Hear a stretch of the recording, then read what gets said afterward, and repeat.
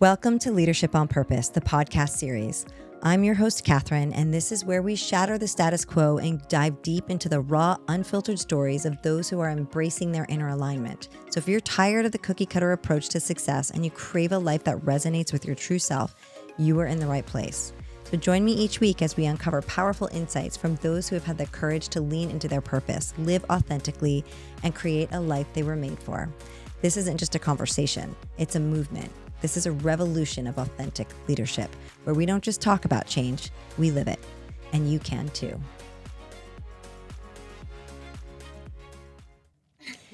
I'm so excited for you to meet my friend, Karola. She is joining us. She's an actor, she's a writer, she's a filmmaker, she's a producer. She hails from Germany. She is Italian-American. She grew up in Germany and in New York. She has always wanted to be an actor, and she found a way to really tap into her inner being and make that dream come true. So you can actually also see her on her award-winning film that she wrote, produced, and starred in, The Cuddler. And thank you for joining us. It's so good to see you. It's so good seeing you. So we have a fun little history, because back how many years now? 11 years ago? Yes. When I was in my corporate job and we were shooting a commercial that we needed in order to brand the company, and I casted you in a series of we probably shot over four or five different spots. Yes, I know. In Vegas, in LA. I know. And the famous one is where I get my face licked. You got your face licked Which in a was casino. very controversial, It right? was very controversial. We had to pull the spot down. It was the whole thing.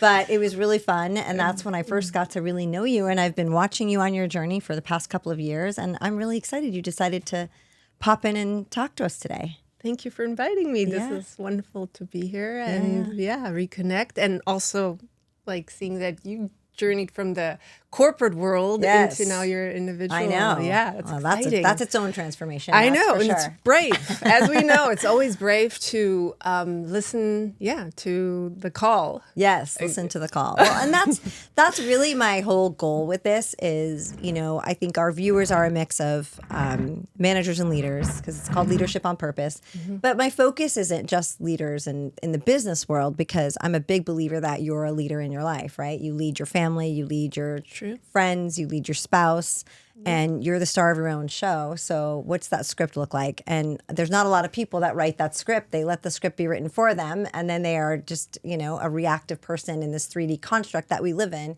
And so I really want to encourage people to listen to the stories of everybody and say, hey, you know what, I kind of identify or I resonate with that. And I think that's something that I can probably implement into my day-to-day so that I can shift just a little bit more into a place that I'm feeling more fulfilled and, approaching life from that place of purpose and fulfillment so that we live the life that we were made to live. So, and a lot of people I've been able to talk to through this series have done a lot of extraordinary things, but I think it's because of the identification of the awareness that you have and, the idea that you're really leaning into who you are as a person and what you were really made to do, right? It's like when you can really tie yourself authentically, into your purpose and you tie that to your work, then that's when the real magic happens. True. And trusting your inner voice, because there's so many outer voices that tell you, oh, you should be doing this, or why don't you do that? Because, and also I think as a society in general, the concepts that we have, the ideas, but I do believe they're shifting right now. I believe we're I think there's a shift in the level of the consciousness as a whole right now. And that's absolutely. why, when you look at the trending topics, even on LinkedIn, I'm pretty active on there. And, the most engaged posts, a lot of them are around personal growth in the workspace, right? Yeah. And I think there's a need for that. So, yeah. But anyway, you had something really interesting happen to you in Bali. So I want to talk about that. Take me through that story and your transformation and how it changed the way that you think. Well, I think Bali was just before I moved to LA. But before Bali, I felt I was very much I grew up in Germany for the most part, a very linear kind of thinking, like you do this and then you do that, and you have to, just check mark all these things. There's a linear path. And but part of me, thinking back, always knew that there's more, but it wasn't palpable. I didn't grow up with any kind of specific belief. My parents both left church. So, but now thinking back, I was always spiritual. I always knew that there's more. And then when I went to Bali, I just had that, I was able to see a cremation ceremony, and it was kind of, it was so different to anything else I ever seen in my life. Oh my God, I can't even imagine. Because they're Hindus, so they believe in reincarnation, and it's a celebration. So they invited us as tourists to be part of their celebration. It was a relatively young woman that died. She was in her late 40s, and the whole village put actually money together for her to have her own cremation ceremony, because usually, you know, if you're of a lower caste, you can't have that own kind of cremation ceremony. So she was loved. They did that. It was like we walked through the town, and they had offerings, and they were singing and dancing, and then we went down to the ocean, and there was, you know, some prayers, and then they put the body on fire, and wow. And then later on, like that's So when you saw the body burn. we didn't see the body because it was in like a bamboo kind of coffin, so you didn't see the body. So it was in a coffin, and the coffin burned. Yes, that bamboo kind of coffin. So it's not a coffin how we know it from the Western world. It was that bamboo kind of a casing. Yes. And we left then, but what we were told is, so they wait until the body is cremated, and then the closest family with the priest, the white priest, goes out on the ocean in a boat, and they scatter the ashes, and it's about returning back to the elements. So they believe everything is circular, that there is not that linear. It's everything is circular. We come and we go, but it's every time it's like a journey. It's like a phase. Like I call it now school. Earth is school, and we come back many times, and it's kind of learning lessons. It's soul evolution. So how did that change your thinking? You go do that incredible experience, you come back to LA, and then what? What do you do with that? Well, that was before I moved to LA. Okay.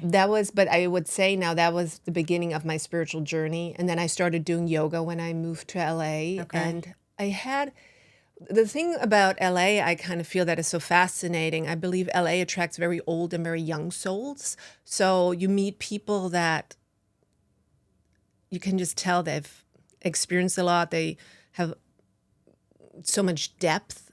And then there's a lot of superficiality too. I call those the young souls that are just the glitter and the glam. Yeah. But I met some amazing people that I feel also, nurtured that journey. If you're a seeker, and I think I've always been a seeker, I always believe that there's more than this little concept of idea, we come here for this one lifetime, and you better get your university degree, and you better have a job all your life, and make sure you save for retirement, and make sure you have your house with the white picket fence.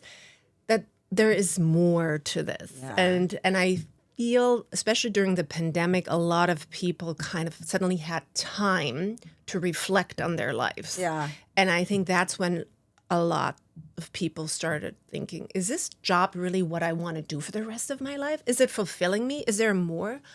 And these questions, that begins the journey, and then you kind of, venture, either you shut it down because you get so scared, like, oh my God, I can't. What will what will my neighbors, what will my parents think? How will I pay my bills? A lot of fears come up, but that is where you lean in, and it's kind of, okay, what are my fears? Like, what am I really scared of? What do I really want? Right. Like, start asking these questions, and that's.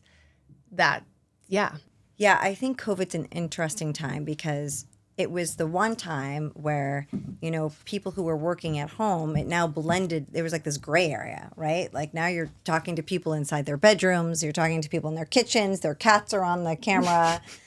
I mean, they're drinking wine out of a coffee glass. Like it was, it started to change the game in a lot of ways for people to realize that, my life, I think I'm going to approach more holistically because I'm working in my personal life and they're kind of blending. And, what I've seen a lot of with my clients is they've come out of that and have said, I want to live my life a little bit differently. I want more of that. I want more of a fulfillment aspect of my life. I want to be able to approach it from this place where I work and live. And I think that's been a really interesting perspective of what COVID did as well.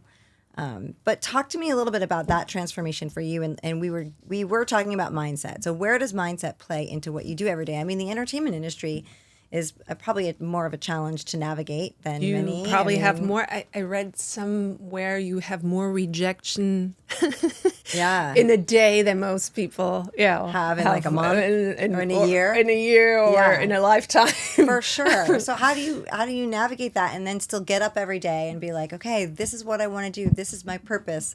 Where does that play into your mindset?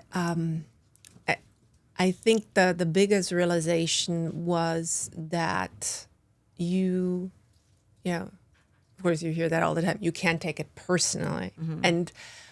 But on a bigger scale, it's like you really have to love it so much and know that that's deeply down, you feel that's what you're meant to be doing, but also find a lot of things that you do that where you have more the short-term kind of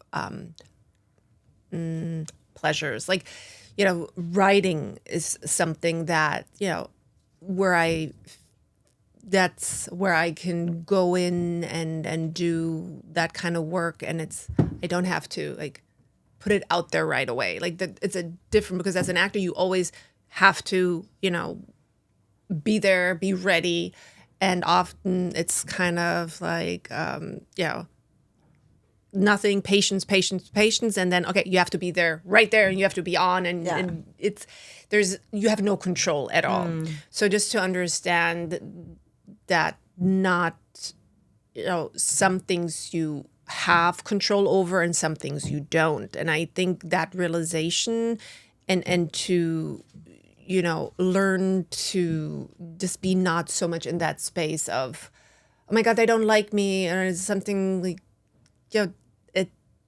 How do you handle it when you said something now that made me think of this question, but how do you handle it when you have to be on, right? But maybe you've had a bad day and you're just not, your headspace is not, not working for you. It's not supporting this role that you have to now go and be in, be in a movie or something. Like what are the tools you use? Because I'm sure that happens to a lot of us, right? Like it does happen. You go to a meeting and something just happened in your personal life and you're just not feeling it. Like what are the tools you use to get yourself into a place where you can really be present?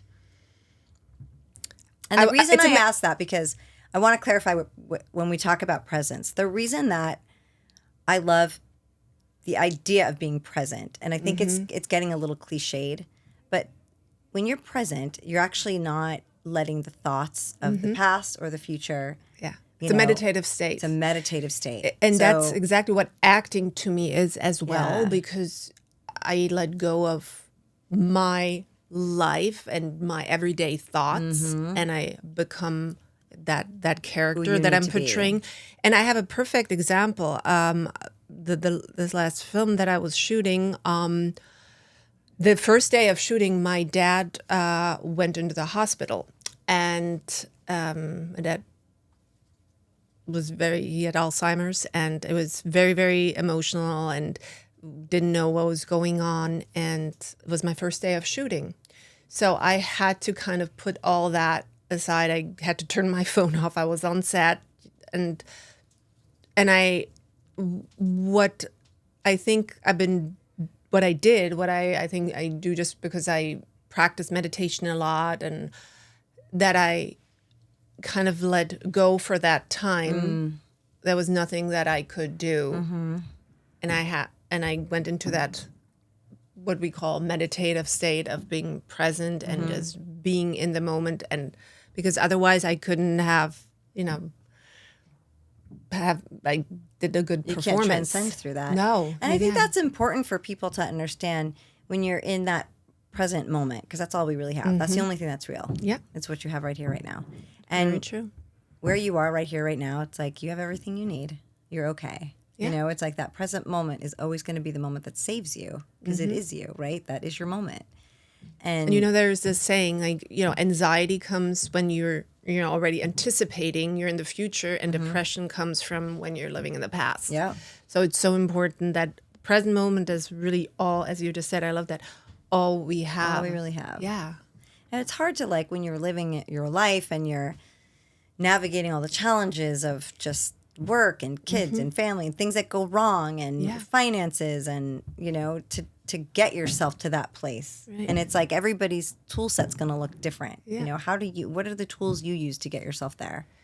Well, I feel I've trained my mind so much through meditation. I do a lot of yoga. And I think also a lot of experiences that I've had, a lot of moments of extreme uncertainty. Like I moved to LA all by myself. I didn't have anyone that I could call and be like, hey, I need help. Like in the beginning, I knew one person.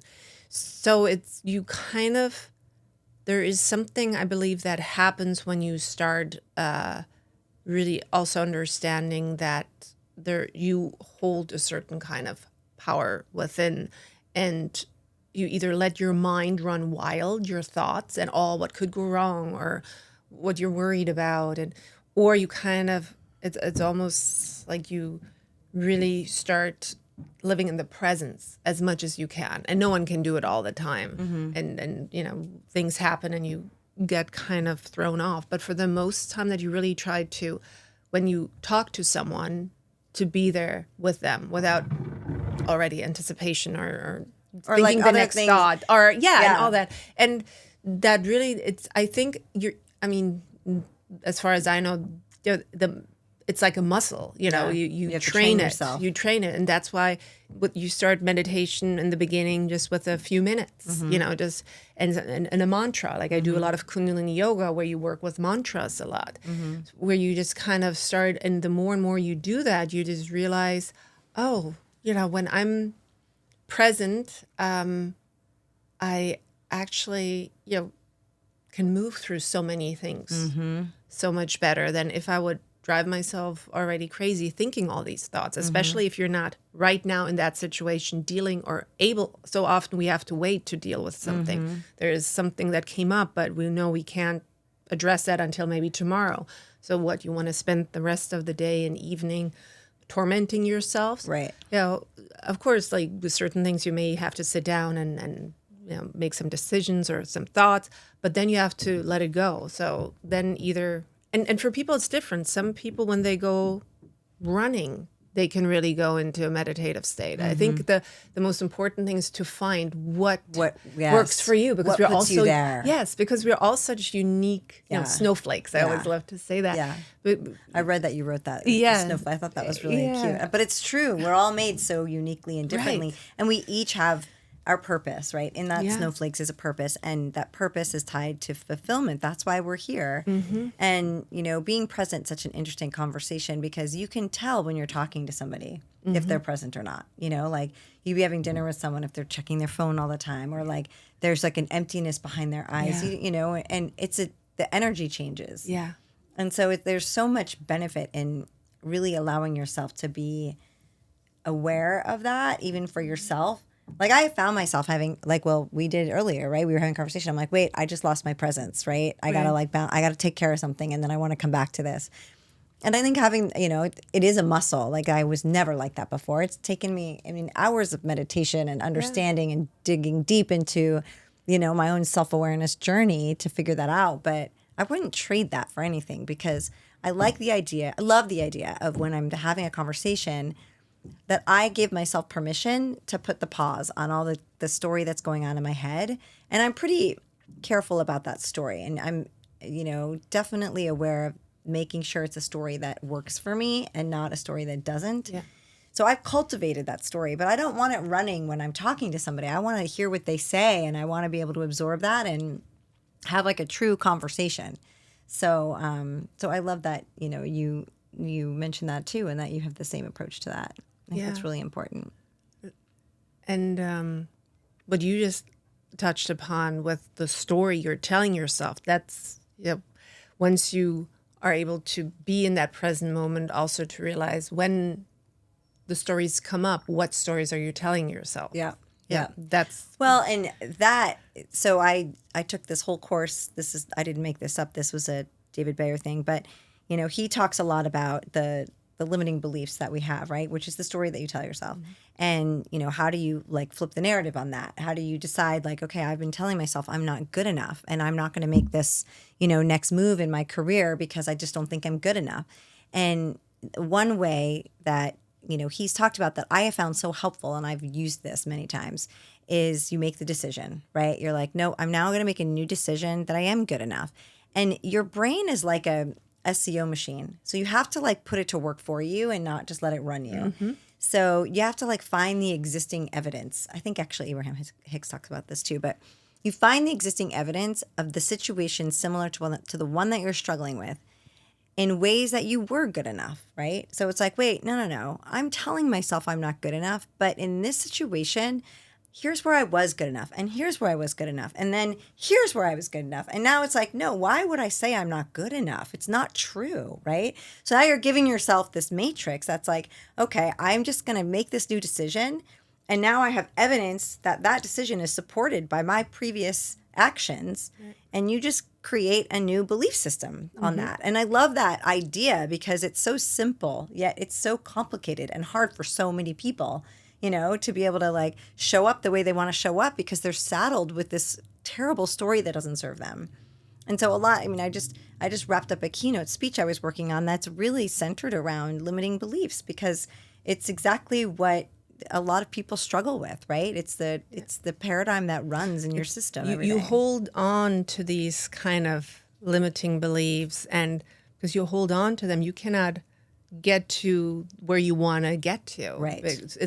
But it's also kind of scary because sometimes letting go of certain beliefs, even if they're limiting, that's what you kind of build your whole personality kind of concept around. Correct. So it's you have to let go of all of it, and you have to kind of maybe be in that free falling kind of state. Well, and it's hard, I think, for a lot of people too to be well, how do I know I have a limiting belief? And the best way to know that is look at your reaction, right?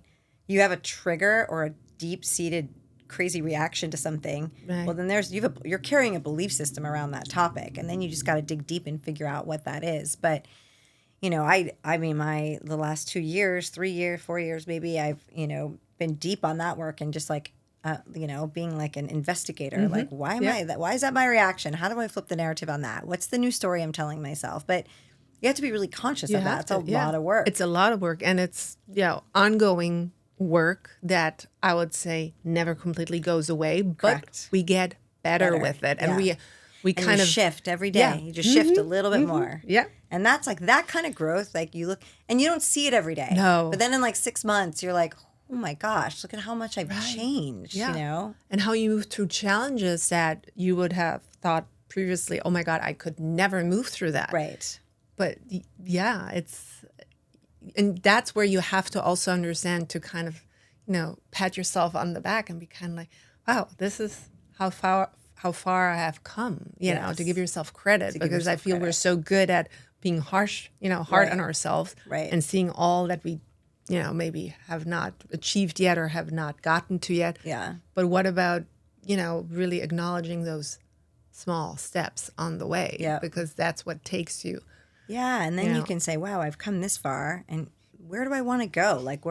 What's the clarity around that? I was just talking to someone else about journaling, and we were saying how journaling is so important because it really does provide an outlet for you to gain that clarity. If you talk to people who are oh, I don't really know what I want to do in my life, or I don't know where I want to be a year from now, it actually saddens me because I'm whoa, wait, you've got have that clarity for you to know, what it is you were born here for. You were put here for a specific reason, right? And what truly fulfills you. And that's exactly what the role is. What's your purpose and how does it fulfill you? And that's the life you want to live. Yeah. That's peace. That's inner joy. That's inner peace. That's when all the things come to you. Yeah. And so, also, I believe that there's, even so things maybe can be hard at times, but if you lean into the direction that is really truly what you feel is your calling, suddenly there will be interesting alignments happening yeah. that are kind of like, oh, not that it is like- an easy journey Right. per se, but you will just, You notice the synchronicities. yes. And like, oh, how interesting that just came up, or that I met this person. Yeah. Or I read this message. Yep. Well, it was interesting when I decided I wanted to go open up my own, consulting studio and do all of this. I had thought about it for a long time, and I was like, I don't know, maybe I should just stay in the W-2 world. And so it came. So I was driving. I just dropped my son off at school, and I was stopped at a light, and it came like a thought in my head again. It's like, no, you really. I felt called, and I was like, okay, I'm gonna listen to this call. And then I opened my eyes, like literally I closed my eyes at a stop sign. I'm like, I'm gonna listen to this because I'm feeling so called. And around me was like the number one everywhere. Like the cars, the time, it was like ones everywhere. And I was like, I've never seen anything like that. And I was like, well, that's weird. Like, I guess maybe I'm on the right path. And then there was a commercial for one part of the business I was, struggling with, trying to figure out, and ended up getting connected with these people, and it all I just leaned into it, and it kind of happened. And then there was like repeating. I see 444 everywhere. Like, you know what I mean? It's like you're open for it. That's the one thing you have to open up to actually receive. And again, I'm going back to, we are so trained in our left brain kind of thinking that it needs to make sense. It needs to have facts, and you have to logicalize it. It needs to land in a way that's like chronological and linear and all the things that that you can explain it, that it makes sense. Yes.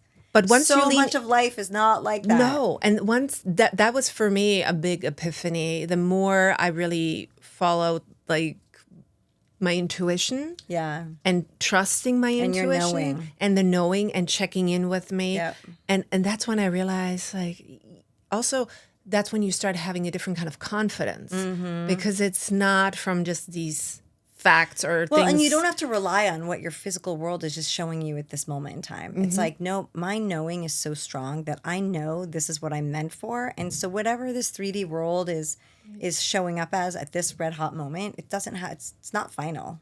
It's like, it's going to change, and I'm going to change it. And I think that's where so many people get stuck, because they're like, no, this is my life, and there's nothing I can do about it. And I'm, I don't like my job. I don't have enough money.